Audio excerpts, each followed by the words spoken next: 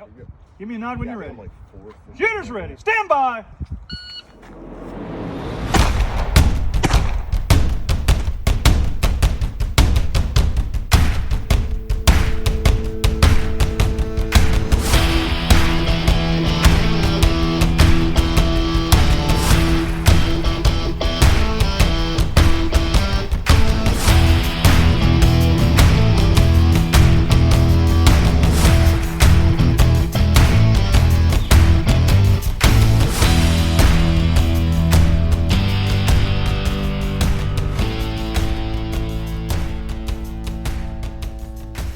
Hey, good evening, everyone. This evening we have Yee-Min, the USPSA president. Quick introduction for him. He joined the Marine Corps back early 2000s for about 4.5 years. He was a logistics officer.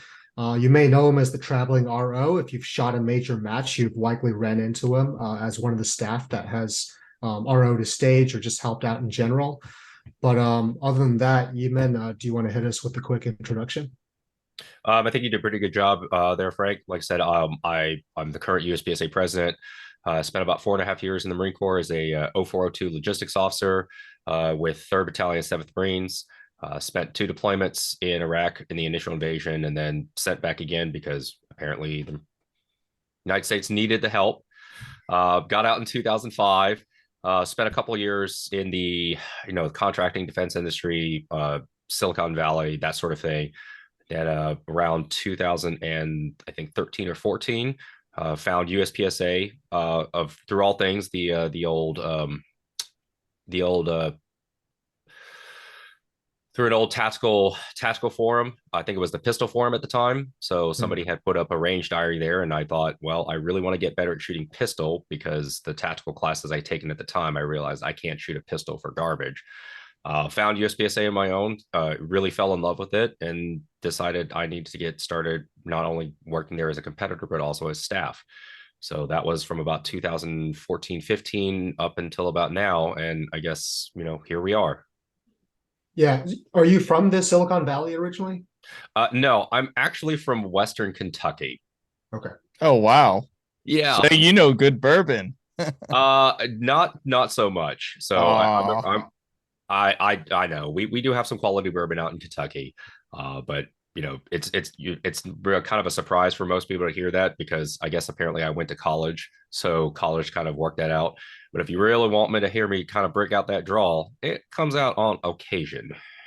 So you spent most of your childhood in Kentucky? Yep, 18 years in Western Kentucky, and then went to college out east, and then ended up in California.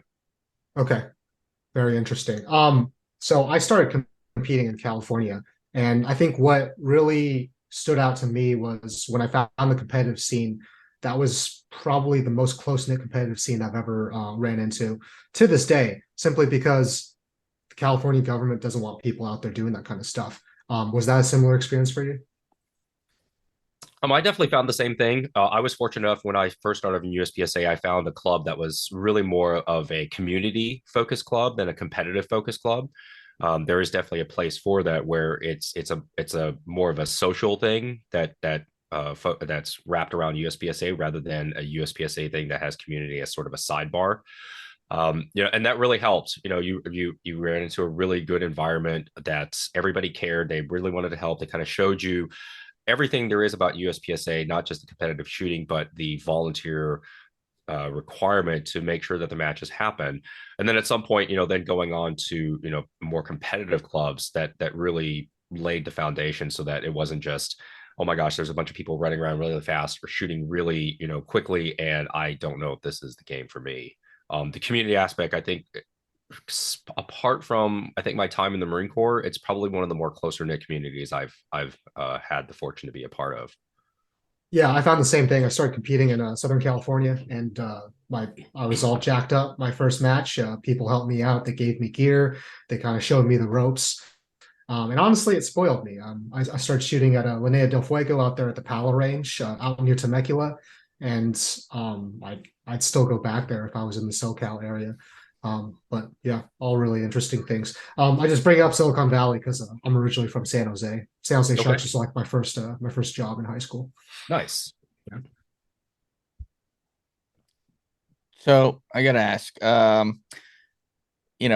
know what brought me to the Marine Corps, and a lot of what brought me to the Marine Corps is my parents always said, "Oh, you can join any branch of service except the Marine Corps." And what happens? I join the fucking Marine Corps. Don't do what I'm told. Whatever. But so when did you decide to join the Marine Corps, and like why the Marine Corps over any of the other branches? Um, so the so at Yale University, believe it or not, the Marine Corps actually comes up there and posts up recruitment for officer candidate school. They were the only branch that did so. My background is primarily military history, a little bit of political science. And so when it came time to figure out what I wanted to do after college, I knew I didn't want to go to grad school. I really didn't want to be a doctor or lawyer. And at the time, I really didn't want to go work in sort of investment banking and consulting, like 40% of my class was in New York. So then I thought, okay, well, I'll join the military. And at the time, the Marine Corps does such a great job with their advertising was, okay, I'm going to join the hardest service. And the hardest service at the time in my mind was the Marine Corps because, flaming dragons and rock monsters and climbing up all kinds of crazy things. And to give credit to the Marine Corps recruiting command, the officer that was in charge of officer candidate recruiting, I mean, he made fairly regular trips up to New Haven and just would set up a table and just see if anybody would come and join. So it was kind of a combination of really good advertising on the part of the Marine Corps and that follow up from the officer recruiting office down in Manhattan, of all places. I have to say I'm still bitter that I never got to fight a lava monster or anything like that. It's kind of bullshit, but you know what? The Marine Corps has good propaganda that they put out. But it's been a good career. So whenever you decided to, go toward that goal of being a Marine, did you have a lot of support given your academic and family background? There was a certain amount of support there. Surprisingly enough, so Yale University actually has an alumni interview program. And so, believe it or not, the person that interviewed me and really convinced me that going to Yale was a good idea was he was actually in the Marine Corps. So he was a Marine Corps combat engineer in the mid 50s. He served at the same time as Governor Pete Wilson from California. So that was, back then there was still a strong measure of serving your country. That really didn't change up until maybe like the late 60s or 70s. But at the time, going to an Ivy League school didn't necessarily mean, go do non-military things. There was still a very strong service to country and community that existed at the time. So there was actually, more support than I expected. Okay. And you know, fast forwarding to the end of your time in the Marine Corps, what were the deciding factors that, made you want to say, I want to pursue something else outside the military? I think at the time there was certainly a bit of deployment exhaustion. All of our friends that we've known in the service.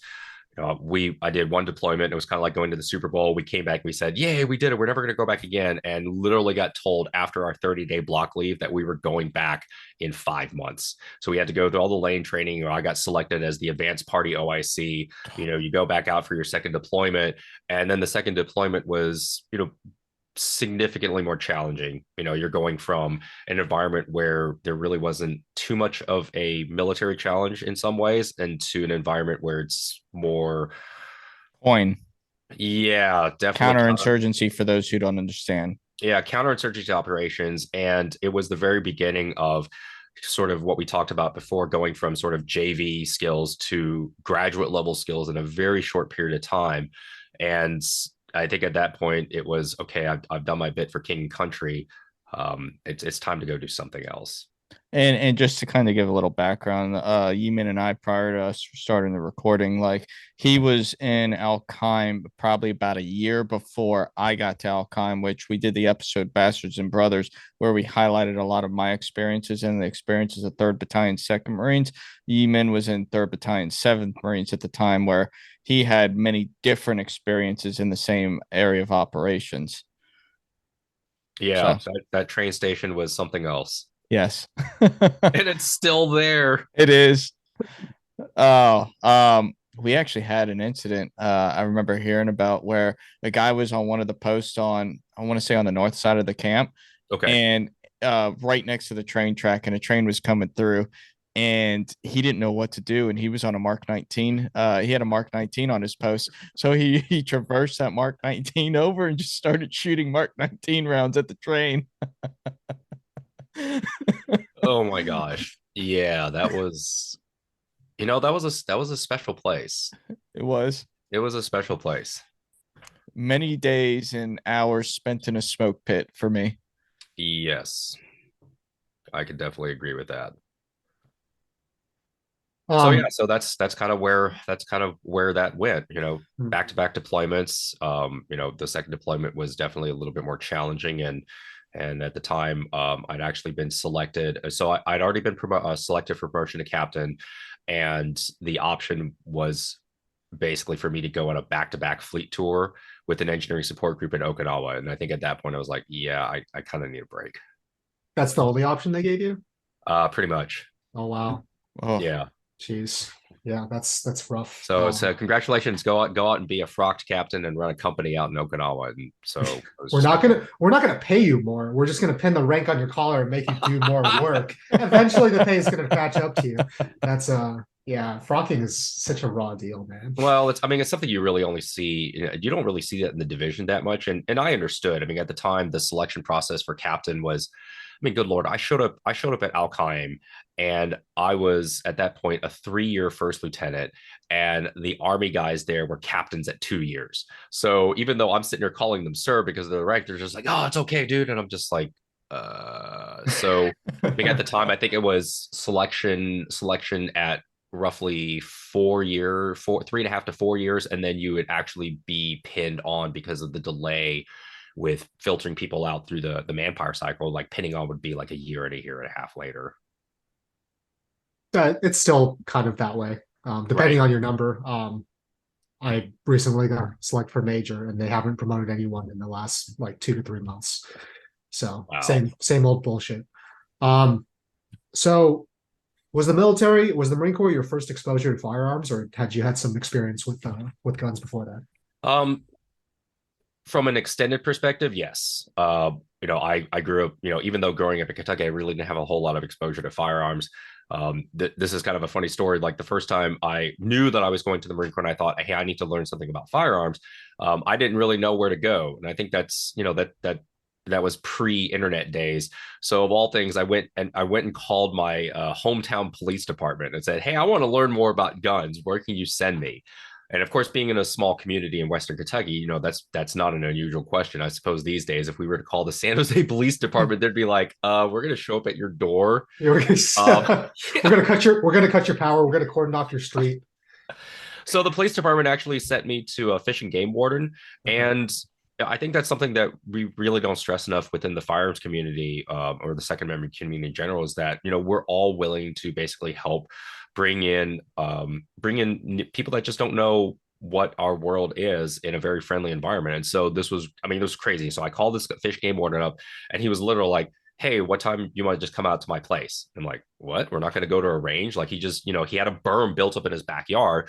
And I just drove over to his place and say, hey, my name's Yee-Min, and he literally had, all his stuff brought out, everything from a 22 revolver all the way up to an AR-15, a pump shotgun, semi-automatic shotgun. And we literally just went out to this guy's backyard. And, after he gave me some lessons on the fundamental safety rules, then it was like, okay, try this out.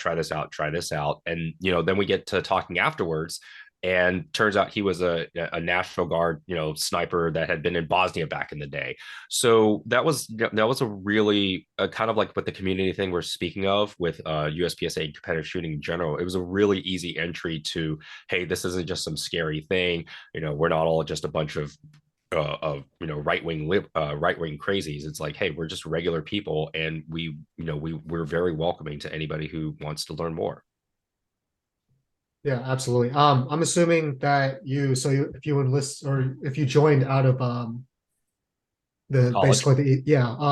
you went to, well, no, that's right, you went to Quantico, right? Yep. OCS.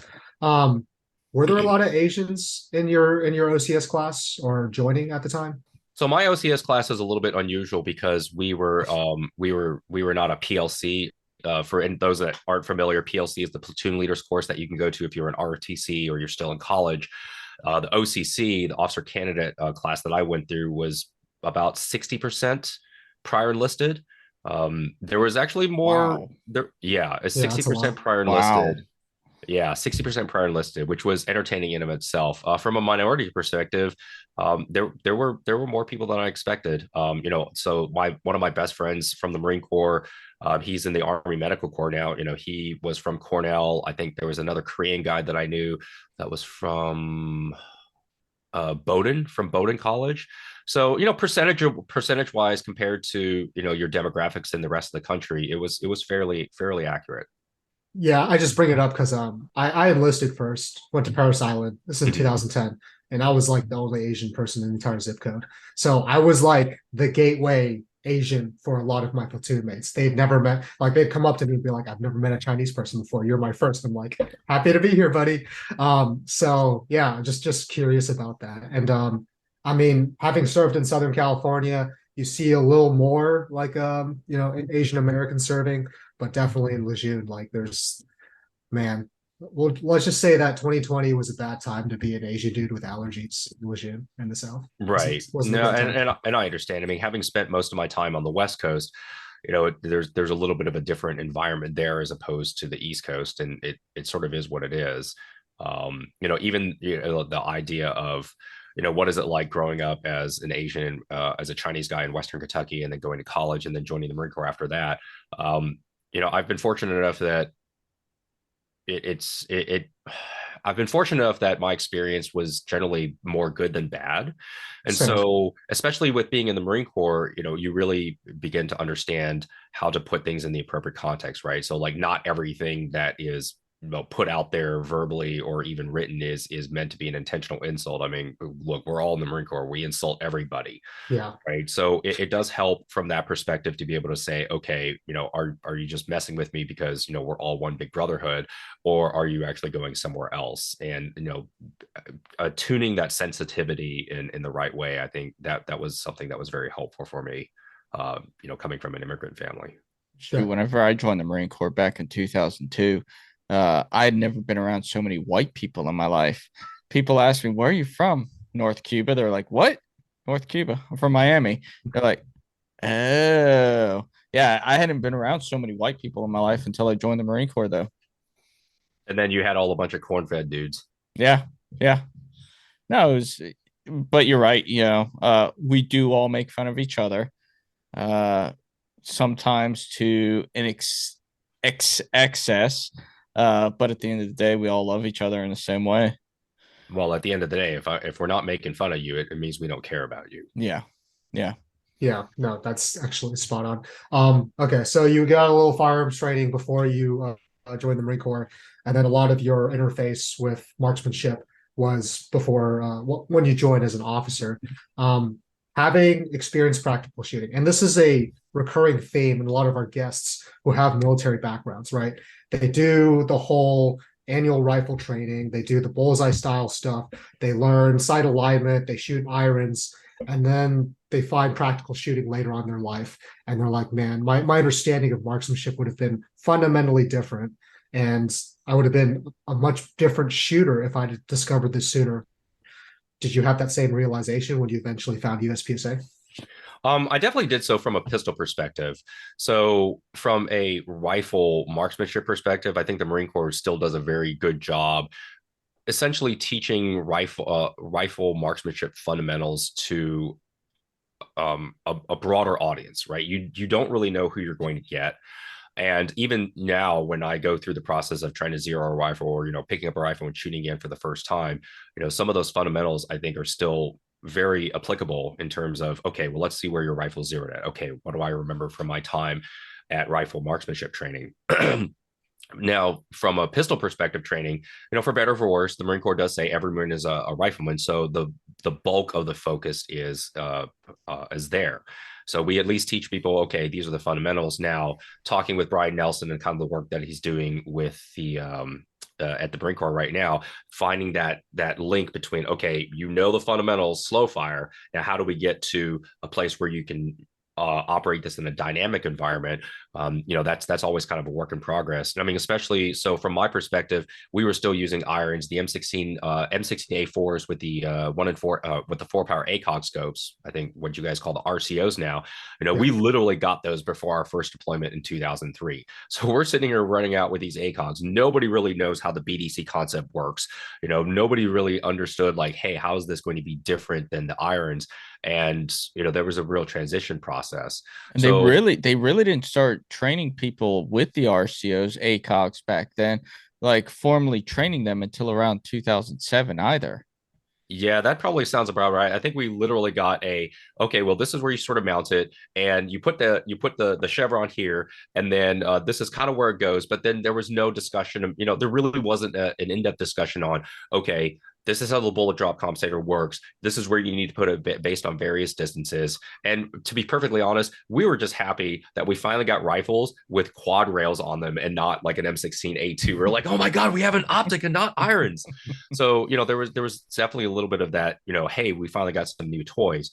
Now, from a pistol perspective, it's kind of a side note, and it's not necessarily a good thing or a bad thing. It just is, because I think we all recognize in the Marine Corps, and even with the McMap training program, the whole purpose of you trying to go through all this combat instruction is so that you can get a rifle, because a rifle is a much better tool than a pistol or anything else. So the fundamentals of pistol marksmanship, that's a little bit more of a hasty process. I mean, look, I remember when I went through my officer training, I hated the Beretta, right? I thought that it was too big. I couldn't deal with like the double action. And, and at this point, what's the qual, right? The qual is what, 3 to 5 yards. And I'm sitting there going like, I can't shoot this gun. I'm dipping shots, and so to look back 20 years later, I shot CZs or Tanfos where it's a double action shot and going, I really wish I knew this back then, because the standards are not incredibly difficult, but it's, there's only so much time. And I think that's something that has to be put in the appropriate context, where given all the things that the military has to teach you, pistol skills are invariably going to be something that maybe falls by the wayside, not because we don't care, but because we have to teach you bigger things, like how to run a unit, how to call, combined fires. That's where you're going to have a bigger impact than, hey, I can shoot a USPSA stage in 20 seconds with with whatever handgun you give me, and I can be fairly accurate at it. But yeah, definitely, like, USPSA has probably taught me more about how to be a better pistol shooter than anything else I've been able to find. That's very well said. So you have a reputation as a traveling RO, the traveling RO. First time I met you was actually a year ago. We were at the Florida State match at the Wyoming Antelope Club, and you were ROing the stage that was basically a classifier. Right. So is that a community of ROs that does a lot of travel, like goes to a bunch of different matches? Do you run into a lot of the same faces? You'll definitely, it's definitely regional to a certain extent. From a national level perspective, there's usually the same cadre of ROs that are willing to travel and meet up with each other. There's definitely a certain amount of community that revolves around that.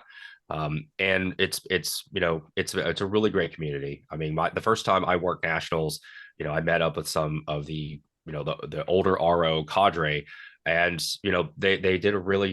they were very welcoming. I think just the same way as when you started off with your USPSA experience and your path, it was, hey, you actually know there's a little bit of testing, do you actually know what you're doing? Okay, you actually know what you're doing. Okay, you're cool. Okay, now you're kind of in the circle of trust, so to speak. But there's definitely a dedicated group of people, not only nationally but internationally as well, that you'll see them at all the same matches, because they care enough about the sport and making sure that we're all treated fairly to make the sacrifice. Yeah, and it's awesome. And major matches wouldn't happen without that cadre, without those dedicated volunteers. When did that traveling in earnest really start for you? So let's see. I think I started USPSA sometime, late 2014, 2015. I had got my RO certification like less than a year later. And so from about 2 years in, I pretty much just started working matches. Some of it was certainly financially related. Hey, I can work a match and still shoot and not, pay, instead of paying an arm a leg, I'm just paying an arm. Mhm. So I just kind of started off with that process, and it became sort of a, well, hey, what are these guys doing here? What are these guys doing here? Hey, let me go check out this match. Let me go check out that match. And it just sort of grew from there. And then with the amount of traveling that you do, I have to imagine it's a unique way to see the country, meet different people, and get to know USPSA over the different regions. So I guess what are some of the things that you've noticed or that you've learned from your travels? What I think the thing that I really picked up for my travels is that every area and region they've come up with different solutions to common issues. So I remember the first time I worked the Area 8 Championship up in Ontalani. Ontolani? Yeah, up Yeah. in Ontalani. So, when we build our local matches, we're always concerned like, hey, who's going to shoot up our walls? How are you going to be able to determine how wall hits are made and if that's a scoring hit and whatnot? So when the first time I went to Ontalani, they actually, what they actually did is they actually put up corrugated plastic, Coroplast. And Mhm. so they would actually use that as designated hardcover on those areas that you think would be, tight shots or whatever. And the first time I looked at it, it was like seeing fire for the first time because I'd never heard about this. Yeah. And I think that's really something that I think as an organization, we really should be sort of collecting best practices. That's something that we are in the process of working on, and you see some of that coming from the NRI and the tips of blogs and podcasts that they put out. But just even from a match administration perspective, I know from the Marine Corps perspective, that's all about centers of excellence, and the Marine Corps Border Fighting Lab is supposed to be an organization that kind of takes the best suggestions and then sees what works and promulgates that out to the rest of the organization. That was something that I think was really interesting to see people figure out how to solve a problem in a way that I just, I'd never thought about before. And so then you bring that home, and you're sort of spreading those good ideas by osmosis. And that was really the biggest take for me. Oh, this is how you can solve this problem. Oh, this is how you can solve this problem. Where you know you have to evaluate why it works, and I think we'll get to that when we start talking about staff reset. But being able to take those ideas and structuring it and going, okay, is this something that works for the organization across the country, or is this something that is specific to that region because they have access to different resources or knowledge base? Yeah. Well said. So USPSA is responsible for the team slots for the IPSC World Shoot for pistol, rifle, shotgun, and for the process for pistol is pretty well laid out, and it has been for the past few years. Shoot 2 IPSC matches, national matches, and then shoot 2 USPSA national matches, and you guys kind of got the aggregates and determined who's first, second, third, and determined team slots. And while that works for pistol, the rifle and shotgun world shoot doesn't really have, you know, it doesn't have the same representation as pistol. And as a Marine, rifle marksmanship is in our DNA, and USPSA the right organization to determine IPSC World Shoot team slots for rifle and shotgun? And if not, who should be in charge of that? And if so, what can be done to establish a fair and equitable process for determining who gets in to represent the U.S.? Well, so that's actually something I've been working on here since I've come into office. At the end of the day, all the IPSC disciplines, and there's a lot of disciplines out there. USPSA as the IPSC representative and the IPSC region, it is part of our mandate to determine that selection process.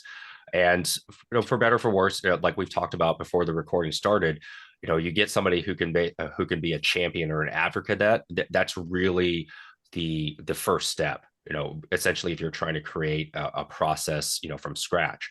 So what we have within the handgun community, that's been a focus just because that's what we were primarily interested in, and not really interested in, but that was our core area.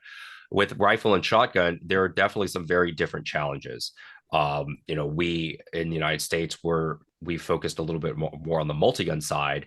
And if you look at some of the rifle matches and the shotgun matches that are out there, it is a very different flavor. So we're not necessarily talking about hosing and there's always going to be a reloading component to shotgun, but they really test some of those matches really test your ability to be very, very, very surgical with a shotgun. I mean, you're saying like, hey, I want you to hit a swinging clay at 30 yards with birdshot. And that's really a concept where we go, well, wait a minute, like you really have to know what your spread is, you need to know what your pattern is, and it really tests the capabilities of a shotgun in a way that we very rarely seen before here. So at the end of the day, it is part of our responsibility to determine a selection process, but it doesn't necessarily mean that we have to be the ones that actually administer and run the selection process. Running matches has a cost associated with it, and it's a balance that has to be achieved with the major events that the USPSA has to run. So that's something that I'm working on in terms of, okay, we have a shotgun world shoot at the end of this year.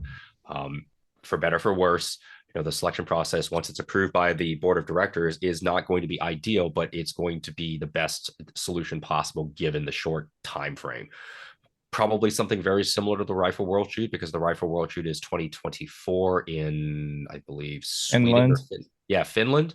Yeah. So there's a certain amount of, hey, we want to be able to make sure that the membership have enough time to be able to put that in their schedule to qualify for a match. So and that's very compressed time schedule to do so. Now moving forward with shotgun and rifle, it's an ongoing discussion with some of the folks in some of the best competitors in the industry, and some of the folks that have actually experienced IPSC shotgun and rifle, to go, okay, we're not necessarily going to be able to do a 12 to 18 round 18 match nationals where you're going to be able to test out all these skills, but can we come up with something that still tests people's ability, that it's somewhat performance proficiency based, but it's not necessarily something that's going to require a major muscle movement. So that's an ongoing process. But I do believe that as USPSA, it is our responsibility to promote where we can and come up with a selection process for the various IPSC disciplines as well.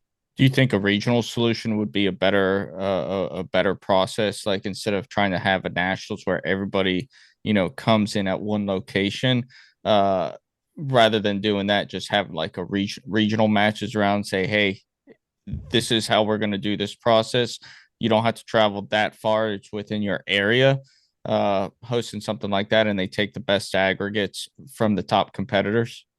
So that's something that's definitely been discussed. I think the challenge to a certain extent is that you want to have the very best competitors participate in these matches, so that way you have an appropriate benchmark, right? I mean, you could have a regional solution, and if the national guys are off, with other obligations, then you could have somebody who comes in and says, hey, I won this regional thing, but then you're looking at the other top competitors and realizing it's like, okay, somebody might have won just because they were the best there at the time. And that's not to say that that person couldn't be good performing at a national stage. You want to just make sure that you have the appropriate benchmarks, and some of that is ensuring that the best competitors will be motivated to participate. So it could also be something where it's a rotating series, right? So if we say, hey, for shotgun, you've got one event in, say, North Carolina, you got one event up in Minnesota where Adam Maxwell is doing the multi-gun nationals, and maybe a third event. That's something where if it's spaced out enough, people could understand, like, hey, this is kind of what the matches I need to go to that are qualifying matches, but there's a level of consistency and administration where everybody knows that, if you place well at this particular event, everybody has had the same opportunity and the same competitive equity to go, yeah, this is an appropriate solution. And at the end of the day, it's going to be iterative. It's going to be a little bit of expeditionary warfare planning and putting things out there. And it's ultimately, it's also finding the right advocates to sort of champion that and push those things forward. So we've got some pretty good people that I'm talking out to that are very interested in the process. So, I'm looking forward to having a more defined process, at least for shotgun, hopefully by the beginning of next year. So everybody knows, hey, these are the matches you have to go to, and that's how you'll be tested appropriately. Oh, that's awesome. I appreciate that. Yeah, good to hear that you guys are, I'm excited to see what the solution is. But I wanted to switch the topic to like nationals, specifically USPSA nationals. So this last summer, I had the privilege of traveling with the Marine Corps shooting team for their summer season. So we did a bunch of sectional, state, and then a couple area matches, and we ended at nationals. Now going into nationals, Scott Rader, who's been with the team for a very long time, he basically sat us down and said like, "Hey, like nationals, like everyone expects nationals to be like this capstone event, amazing event." And he's like, "I'll be honest, like it's probably not the best match you're going to shoot this summer." And he was right for a variety of reasons. But I would like to talk a little bit about, I guess, the disparity in quality with nationals between that and like area and state matches. Um, is that an agreed upon sentiment within USPSA that nationals should be like the very best competitive venue for shooters in the United States? So as far as nationals, I think just by the dint of the name itself, the expectation is that yeah, this is supposed to be the capstone event. Um, there's definitely some challenges in running nationals that are very unique compared to what you would see at like an area or section match.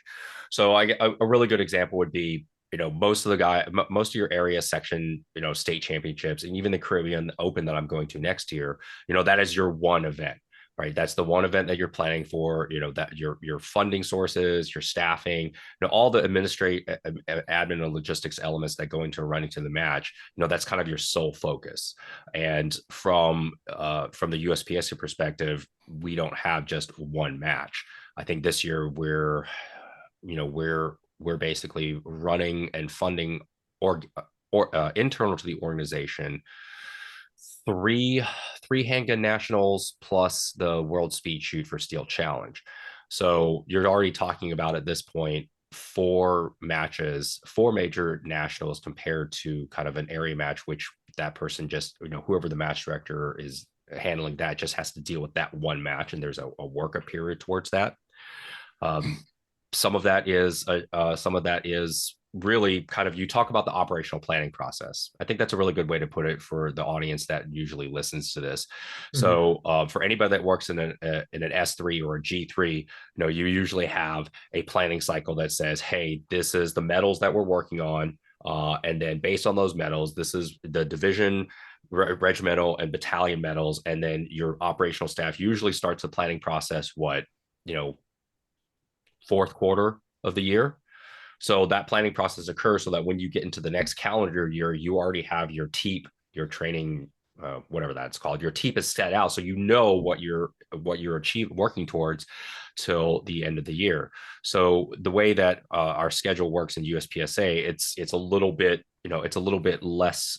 I don't want to say less structured, but it's a little bit more in flux because of the way that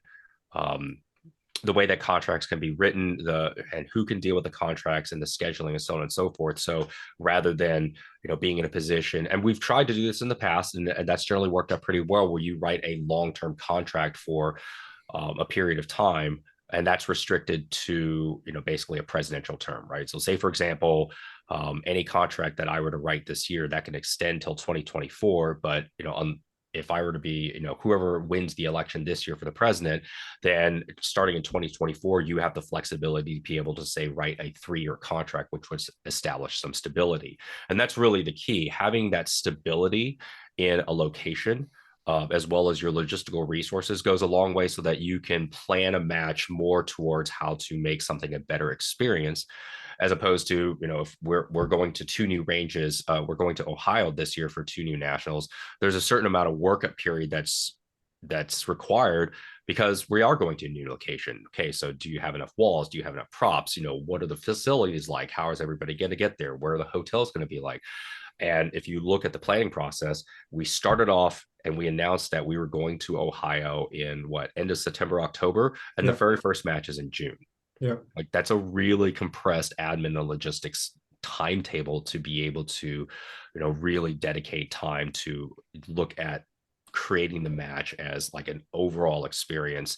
And there's going to be some, there's going to be some triage that's done.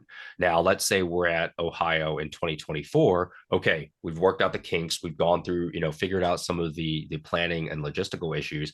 I could certainly see that when we get to 2024, that experience could be a little bit better, because now you can expand your scope and go, okay, well, how can we really make this match, what are some ways that we could make this match feel more like a nationals?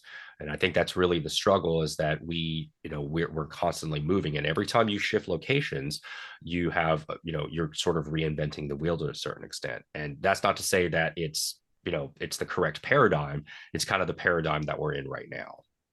That makes sense. I mean, in the Marine Corps, you move every 3 years, and every time you move, you have to reestablish new relationships, and you kind of have to figure out where everything's at. Where's the PX at? Like, where are the people that I can trust to like make things happen? So it does make sense. And especially, going to a new location, that 2 or 3 years after you've been in that location, that's probably going to be your best nationals at that location. It's kind of like when any company drops their first iteration of a product, you probably, that it's expected that it's going to improve. So I listen to a lot of podcasts, specifically, Brian Connolly's Hunter's HD Gold podcast. I think he's really good at like interviewing people. And I listen to all the ones with USPSA leadership, specifically, Troy and Jake Martins. And it just seemed like, and it may just be a symptom of having to put on so many nationals back to back, that there's not a whole lot of brain power or desire for a lot of these innovations and changes on the fly. But it seemed like there was a lot of resistance to things like staff reset and some of these other innovations that you're starting to see crop up at the state match and like area match level.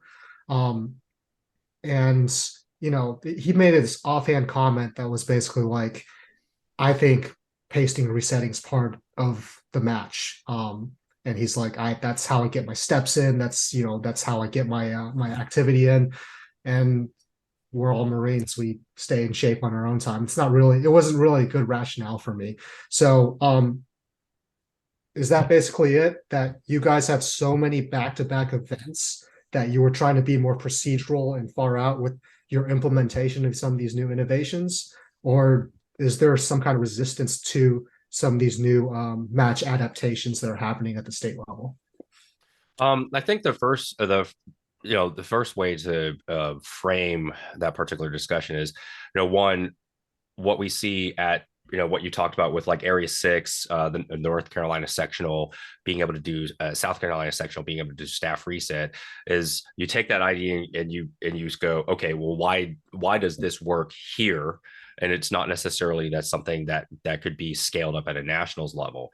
So if you take a look at the North Carolina sectional, you look at Area 6, and you look at the South Carolina sectional, when there's already a fairly strong cadre of range officers that are willing to volunteer their time and help, and they're able to, it's within a relative close proximity to where the match is, you have that critical mass that you can draw on, where you can support the match in a way that isn't just, hey, go paste and reset.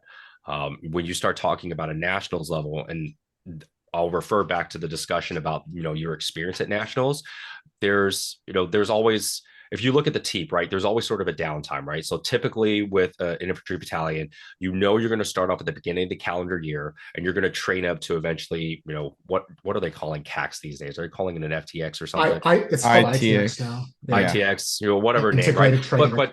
But the ITX is essentially the capstone, right? So every division, every battalion knows that they're going to go through a workup cycle. So from squad, platoon, company level exercises, battalion level exercises, which culminates in a combined fire exercise, or ITX, or whatever they're calling it out in 29 Palms, you tie it all together.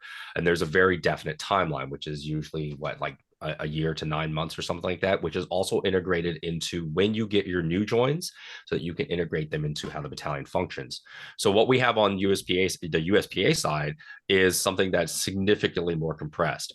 Okay, I'm going to announce, I announced nationals at the end of October, and the very first one is going to be in June.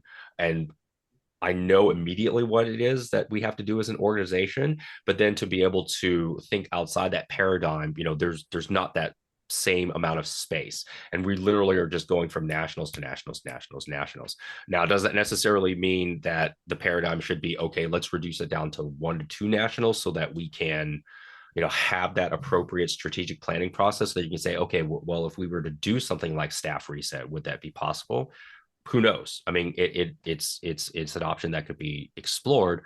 And then you also have to deal with, your customers' expectations or the membership expectations of, well, I want to be able to shoot, X number of nationals, or I want to be able to go to a nationals. So these are very, important philosophical questions that, it's hard to find that space, because there's the immediacy of, wait, we have a nationals, like we already had to do registration for the slot codes, so on and so forth. So that being said,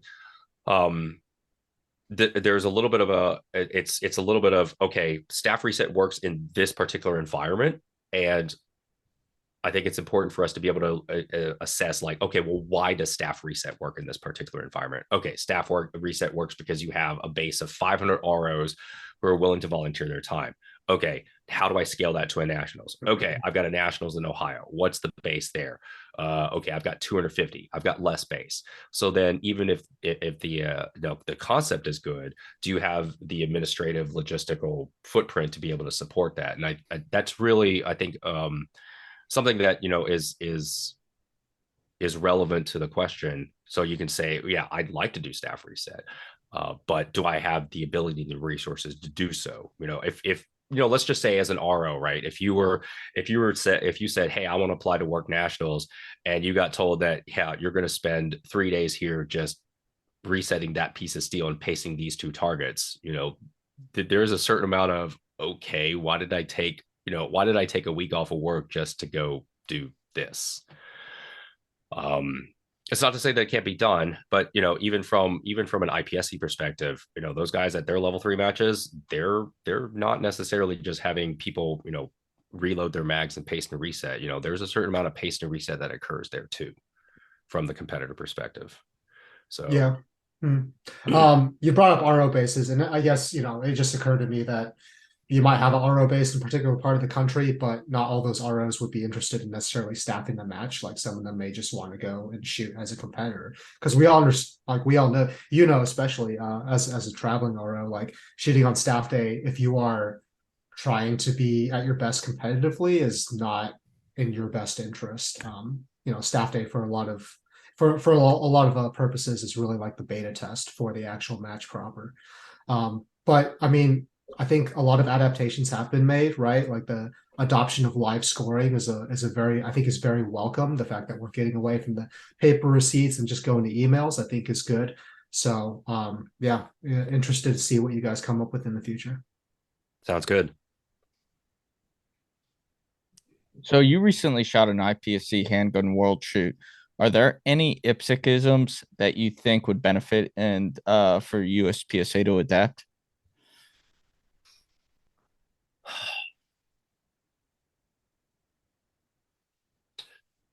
So I'm going to couch this from the perspective of that. So the IPSC World Shoot is a level 5 match, and our nationals and most major matches that we go through are a level 3 match. So there's definitely differences in kind of what's expected. From a planning timescale, a world shoot usually has 3 years to prepare. And as we've talked about before, with the nationals, we get 6 to 9 months really to plan for that. So there's certain aspects that you'll see on social media where, like, hey, why can't I have a 7-Eleven there to buy stuff? Why don't we have staff reset? Why don't we have a big opening and closing award ceremony? Some of that is being aware of the audience that currently attends the nationals. Would I like to see staff reset? Cool. If you guys can get a bunch of guys from, so the guys who did staff reset of the world shoot, they were cool. You also know who they were? They're a bunch of junior enlisted from the Thai Royal Navy that got ordered to support that match for 2 weeks. Got him, dude. And you could. Hey, I need like 200 for a working party. Oh no, I'm serious. It was like your appointed place of duty is to be at this range for the next 2.5 weeks, and all you will do is reset the match. Right. I mean, I have a picture, what is it? Anytime you have an opportunity to rest, everybody's just laying out on those god awful like plastic chairs, just trying to get some shut eye, because you're like, I don't know when I'm going to get woken up to go do something else. So that's a certain aspect when people say staff reset. It's like, okay, well, I mean, unless I'm going to go down to Paris Island and somehow convince, the commandant of the island to give me 200 bodies or 200 recruits, there are certain aspects that are challenging from there. I will say the one thing I did like about the World Shoot, and it can be contentious, is that when you get the make ready command, because of you're not able to take a sight picture, you're not able to dry fire. The analogy that was given to me was that if you look at the Olympics, when somebody goes on the slalom, they don't get 5 minutes to kind of go, let me run through the course in my head. It's usually pretty quick, right? Like when you're told to make ready, it's like, okay, you basically have to be ready to go within 30 seconds. And so on the one hand, is that something that we need to mandate? That's always going to be contentious. It's not like I'm a division commander can say, hey, this is the rule of the day, and everybody's going to say, aye, aye, sir. But culturally, I did actually find it, a lot easier than I expected. Okay, load my gun, make sure my dot's on, holster, take like 10 seconds to go, what am I going to do? And then go shoot. Now, the additional context of that is in a world shoot, in any IPSC match, it's always the 3-2-1. So for every 6 stages you shoot, you're going to see 3 short courses, 2 medium courses, and 1 long course. So because you've got 3 short courses, do you really need a minute and a half to think about what you're going to shoot? It's like you go up in the stage, go, okay, shoot the steel, shoot that paper, shoot the steel, and shoot the swinger. So that whole idea of being able to make ready faster, it's something that fits within IPSC because of the way that their stages are set up.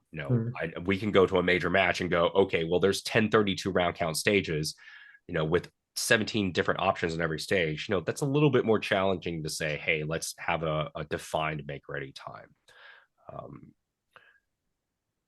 I think, a direct answer is that there are certain things that IPSC does well. I think there's certain things that we do well, and they're just unique given what our environment is like. I